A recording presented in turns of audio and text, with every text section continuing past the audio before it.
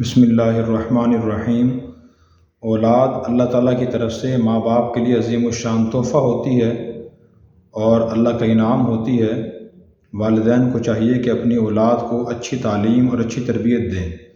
نبی کریم صلی اللہ علیہ وسلم نے ارشاد فرمایا، ما نحل والد ولدہ افضل من ادب حسن۔ یہ جامع ترمذی کی روایت ہے اور اس کا ترجمہ یہ ہے، نبی کریم صلی اللہ علیہ وسلم نے ارشاد فرمایا، کسی والد نے اپنی اولاد کو اچھے ادب سے بہتر تحفہ اور گفٹ نہیں دیا۔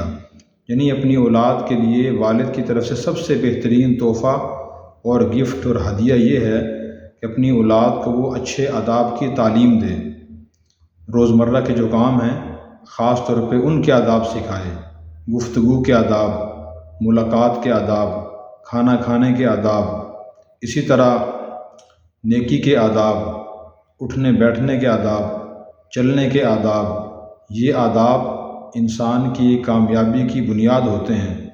ایسا بچہ ان آداب کو لے کر جہاں بھی جائے گا تو لوگ اس سے اچھا تاثر لیں گے، لوگ اسے اپنے قریب کریں گے، اسے مزید سکھانے کی کوشش کریں گے۔